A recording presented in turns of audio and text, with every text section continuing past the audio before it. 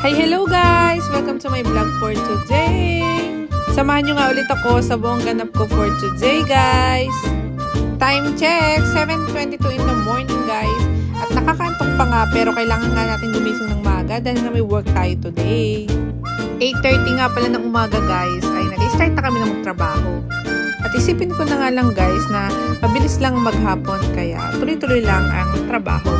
Fast forward nga guys, break time na namin, lunch break namin ay 50 minutes guys. Sharing is caring guys, kaya nagsishare nga pala kami mga ulam namin. At syempre guys, mawawala ba naman ang marites time at chikahan time. At dahil nga 50 minutes yung QK namin guys, yan, meron pa kaming time to relax at saka umupo-upo, makapagkwentuhan para mawala nga yung pagod namin. At fast forward nga guys, balik to work again. Guys, mas lalo nga nakakapagod ngayon dahil nga summer na dito sa Japan. Sobrang init talaga. Lalo na dito sa trabaho namin guys kasi nga malalaking dryer, malalaking mga planchang machine, mga automatic. Kaya sobrang init talaga. Yan nga pala yung workplace ko guys. Yan, dyan ako nagtatrabaho. At fast forward nga guys, 10 minutes break time na agad. At buti na nga lang guys, may paganito nga yung kaisya namin or yung company namin. May libre nga pala na coins na ganito para sa bendo at makakabili ka talaga ng drinks na wala kang nilalabas na pera. Libre talaga yan guys.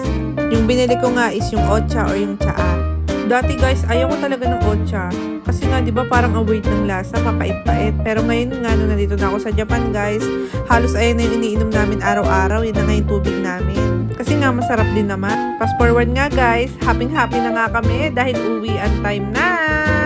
Pagkatapos nga ng ilang minutong lakaran guys, yan, nag-antay lang ako sa train station, sa JR. Halos 1 oras at kalahati pa nga ako magbabiyahe guys, bago ako makauwi sa amin. Diba guys, parang ang bilis lang na maghapon. Parang lumilipas lang talaga. At nandito na nga ako guys, at meron nga palang nag-aantay sa akin. Halos araw-araw nga guys, iniintay talaga ako niyan. At balak nga namin guys na pumunta na sa grocery store dahil wala na nga kami masyadong ulam.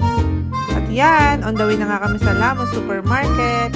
Mura din dito guys, kaya yung mga nandito sa Japan, diyan kayo mamili kasi nga mura at kumpleto pa.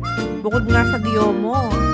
Pagkadalasan nga guys, wala na kaming oras mamili, kaya nga pagtaas namin ng work. At naalala nga namin na wala kaming toothpaste. Ubus na. Nagkakaubusan nga yung toothpaste sa amin dito. Ang mura kasi yung toothpaste na binibili namin guys. At guys, ang mahal na nga din talaga ng bilihin.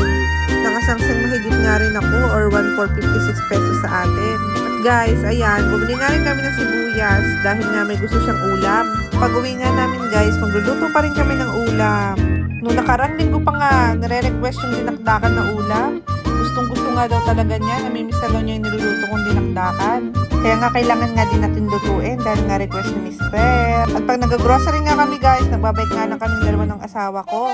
At yun lang guys, thank you for watching. See you in my next vlog. Bye-bye!